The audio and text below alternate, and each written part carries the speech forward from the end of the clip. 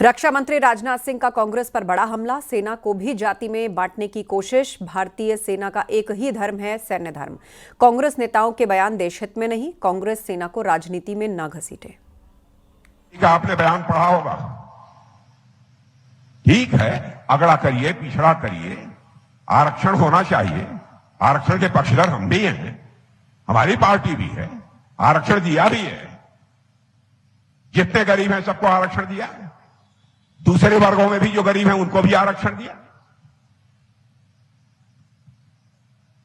लेकिन सेना के बारे में जाति पात के आधार पर, बहनों भाइयों, मैं समझता हूं कि चर्चा तक नहीं होनी चाहिए। हमारे सेना के जवानों का एक ही धर्म होता है, वह धर्म है सैन्य धर्म है। इसके अतिरिक्त और कोई दूसरा धर्म नहीं होता। और जिस तरीके की यह बात बोल रहे हैं मेरे बहनों भाइयों, मैं कहना चाहता हूं यह देश के हित में किसी भी सूरत में नहीं है। और मैं कांग्रेस के दोस्तों से कहना चाहता हूं, कम से कम हमारी सेना को राजनीति में मत घसीटिए। जब जब इस देश पर संकट आया है तो हमारे सेना के जवानों ने अपने शौर्य और पराक्रम का परिचय देकर भारत का मस्तक ऊंचा किया है। बिहार के चुनावी रण में उतरे राहुल गांधी के ताजा बयान ने नई बहस छेड़ दी। इस बार उन्होंने सेना में अगड़ी जातियों के दबदबे का दावा किया।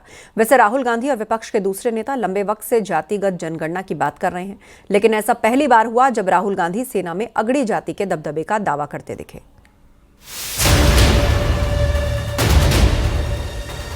सारे के सारे 10% आबादी में से आते हैं। सेना में उनका कंट्रोल है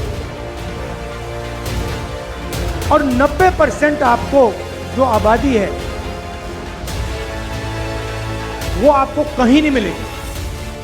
बिहार में मतदान से पहले औरंगाबाद में दिए गए राहुल गांधी के इस बयान ने तूफान ला दिया है। सियासी बवंडर इसलिए आया क्योंकि राहुल गांधी ने सेना का नाम लिया। दावा किया कि बड़ी कंपनियों, सरकारी नौकरियों और सेना में सवर्णों का दबदबा है। 500 सबसे बड़ी कंपनी की आप लिस्ट निकालिए और इसमें पिछड़ा, अति पिछड़ा, दलित, महादलित, अल्पसंख्यक, आदिवासी को ढूंढ के निकाल दीजिए, आपको कोई नहीं मिलेगा। आपको एक नहीं मिलेगा। सारे के सारे 10% आबादी में से आते हैं। सारा बैंक का धन उनको जाता है, सारी नौकरियां उनको जाती हैं, ब्यूरोक्रेसी में उनको जगह मिलती है। आप जुडिशरी देखिए, वहां भी उनको सब मिलता है। सेना में उनका कंट्रोल है और 90% आपको जो आबादी है वो आपको कहीं नहीं मिलेगी।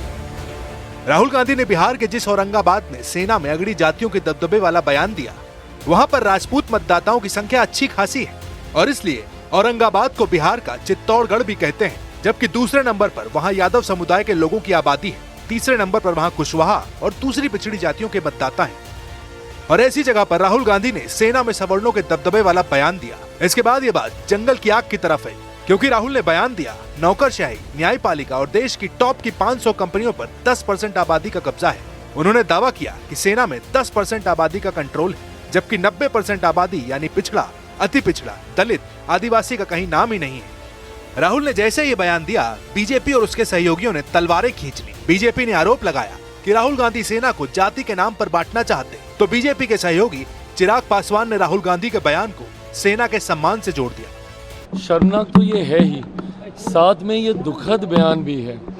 अगर देश के एलओपी लोकसभा, नेता प्रतिपक्ष लोकसभा की खुद की सोच ऐसी है, जो कहीं ना कहीं सदन में विपक्ष का नेतृत्व कर रहे हैं, वो अगर हमारी सेना को जात पात, धर्म, मजहब में बांट कर देखने का काम कर रहे हैं, तो इससे ज़्यादा लोकतंत्र के लिए दुखद और कोई बात नहीं हो सकती। जैसा मैंने कहा कि ये बयान तो शर्मनाक है ही, मैं उसमें जा ही नहीं रहा, पर सोचिए कितनी भावनाओं को आपने ठेस पहुंचाई होगी। यानी बिहार में मतदान से पहले न सिर्फ जाति कार्ड पर खींचतान शुरू हुई, बल्कि सेना के नाम ने सियासी आग में घी डालने का काम कर दिया। क्योंकि इस बार बात सेना की है और राहुल गांधी ने खुलेआम दावा कर डाला है कि सेना में अगड़ी जातियों का दबदबा है।